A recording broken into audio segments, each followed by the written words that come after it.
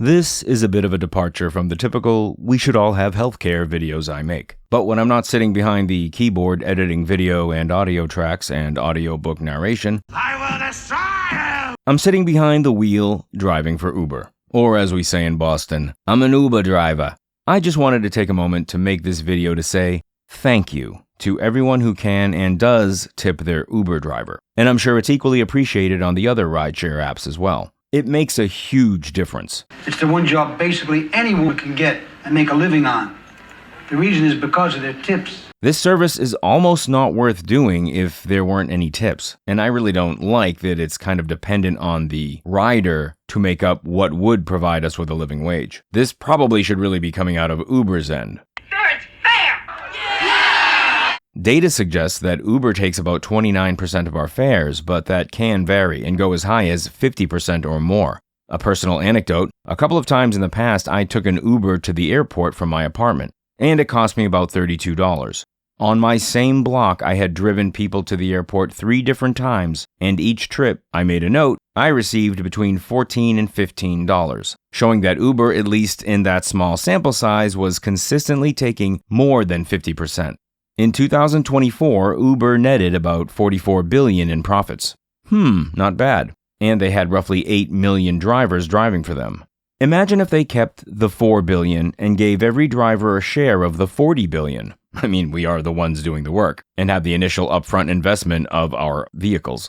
That would break down to about $5,000 per driver. That may be peanuts to a stockbroker or hedge fund manager, but they probably don't spend their off hours driving for Uber. To your average Uber driver, $5,000 would be huge. That, for most Americans, would provide a little bit of breathing room, especially at a time of incredible economic hardship. Can you dig it? If those numbers didn't account for taxes, and remember billionaires find loopholes the way I look for sales on ice cream, let's be generous and say they forked over half. So, generally rounding the numbers, they took home $2 billion, and every driver would get a share of $2,500 in my hypothetical profit share situation.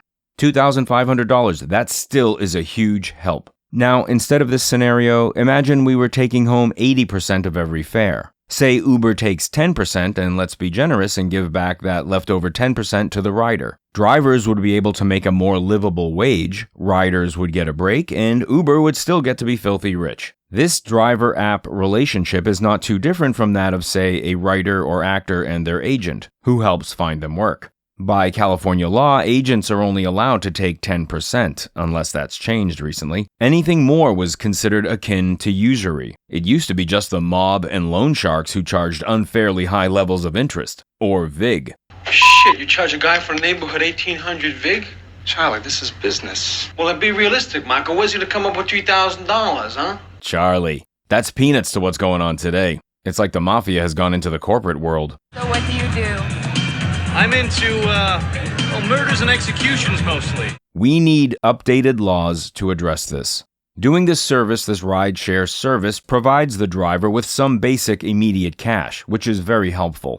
But over the long term, we're running our vehicles into the ground.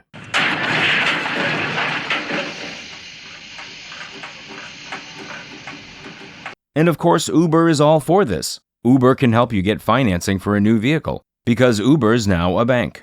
General Electric is now a bank. Apple is now a bank. That's the goal for almost every major corporation. The mafia-style business model. Get you paying tribute. Getting you to pay the monthly subscription. Getting you on the hook so that they got monthly money coming in. We're not a bank, Jerry. Now, they're not technically banks in the traditional sense, but they provide financial services and are aligned with some other financial institution or entity. In the case of Uber, Green Dot Bank.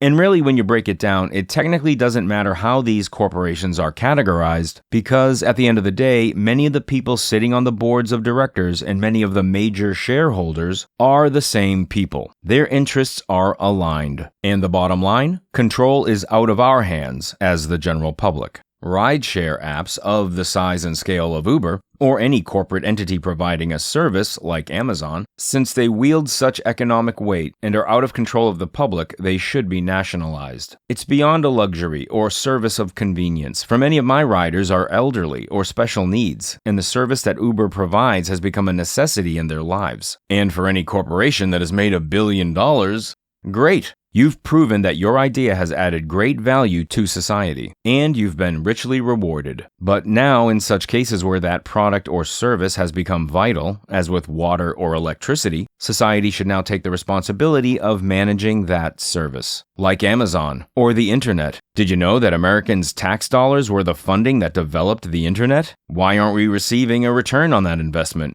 $2.